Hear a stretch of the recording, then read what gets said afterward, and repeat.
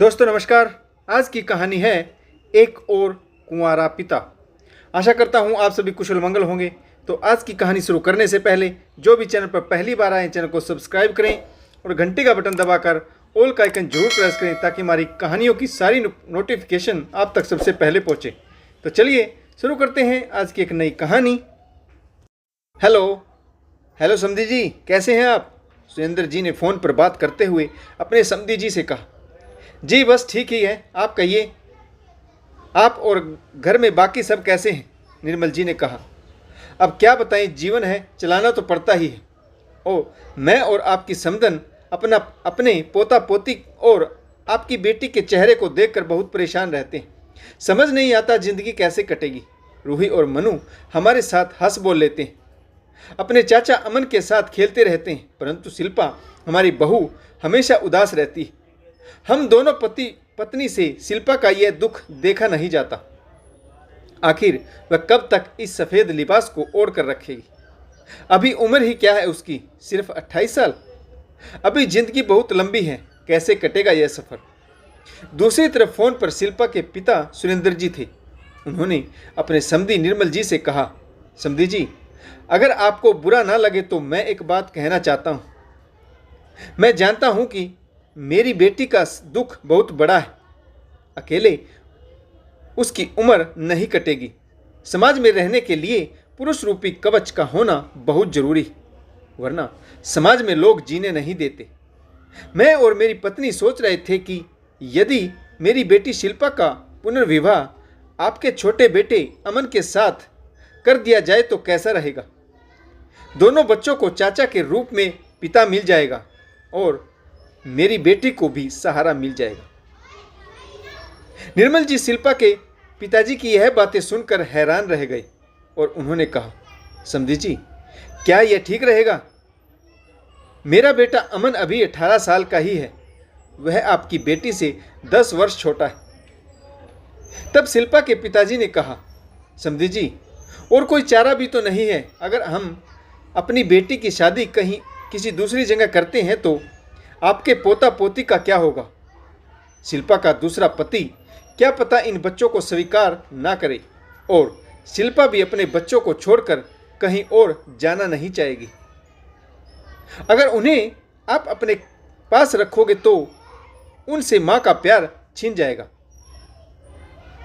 और मेरी बेटी शिल्पा की उम्र अकेले कैसे कटेगी? बहुत मुश्किल है समाज का अकेले सामना करना।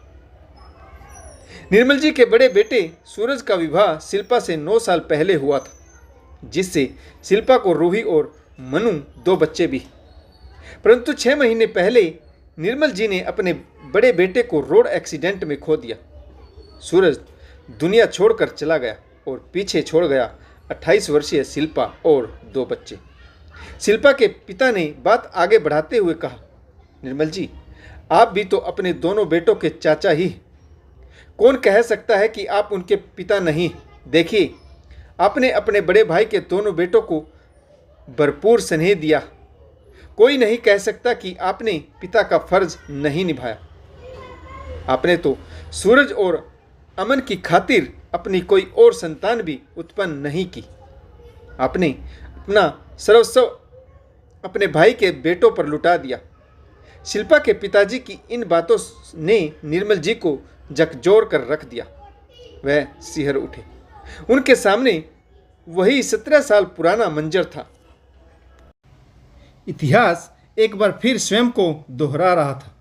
निर्मल जी ने सुरेंद्र जी से कहा, सुरेंद्र जी, मैं जरा सोच विचार कर बताऊंगा।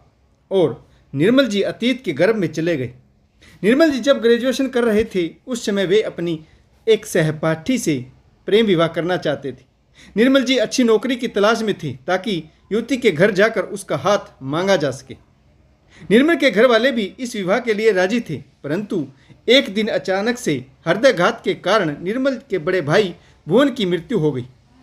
भुवन अपने पीछे 10 वर्षीय सूरज को छोड़ गया। उस समय भुवन की पत्नी गर्भवती भी थी।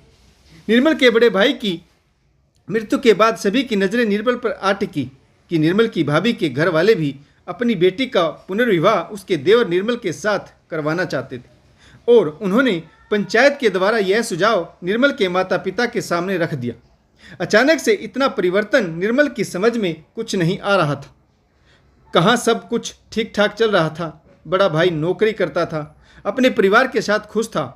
पिताजी भी रेलवे से रिटायर हो चुके थे। निर्मल अपनी ग्रेजुएशन करके नौकरी तलाश करना चाहता था और फिर प्रेम विवाह, लेकिन परिस्थितियां गोल गोल घूम गई। सब कुछ उलट पुलट गया। गांव में पंचायत बुलाई गई, जिसने निर्मल की भाभी के मायके वाले और निर्मल के घर परिवार और रिश्तेदार भी शामिल हुए और सभी की सहमति से निर्मल का विवाह उसकी भाभी के साथ कर दिया गया। विवाह के 3 महीने बाद अमन पैदा हुआ। इस तरह निर्मल की भाभी के पास उसके बड़े भाई के 2 बेटे थे। एक दिन निर्मल ने अपनी भाभी से कहा, मैंने आपसे सदा ही बड़ी भाभी की छवि देखी। मैं आपको पत्नी के रूप में कभी स्वीकार नहीं कर पाऊंगा। इस पर निर्मल की भाभी ने अपनी बेबसी जताते हुए कहा, देवर जी, मैं भी इस रिश्ते को कभी पति पत्नी का दर्जा शायद ना दे पाऊं, क्योंकि मैंने हमेशा ही आपको छोटे भाई के रूप में देखा है। परंतु मेरे माता पिता भी अपनी जगह ठीक है। उन्हें अपनी बेटी के भविष्य को सुरक्षित करने का पूर्ण अधिकार है। वे चाहते हैं कि उनकी बेटी कभी बेसहारा न हो। उन्हें मेरे और मेरे बच्चों के भविष्य की चिंता है। इसीलिए आप पर विवाह करने का दबाव डाला गया। मैं जानती हूँ कि आपने यह विवाह अपनी मर्जी से नहीं किया, लेकिन मैं आपको विश्वास दिलाता हूँ कि आप अपनी मर्जी से विवाह कर सकते। जब आपको मुझसे तलाक चाहिए होगा, मैं आपको तलाक दे दूंगी, लेकिन समाज के सामने आपको बच्चों के पिता बनने का मुखौटा पहनना ही होगा। इस प्रकार निर्मल ने अपनी भाभी और बच्चों की जिम्मेदारी अपने सिर पर ले ली। परंतु समय बीतने के साथ साथ निर्मल को सूरज और अमन से बेहद लगाव हो गया। भले ही वह उनका असली पिता नहीं था, परंतु दोनों बच्चे उसे अपनी जान से प्यारे हो गए और वह उनके भविष्य को संवारने में लग गया। समय अपनी गति से चल रहा था।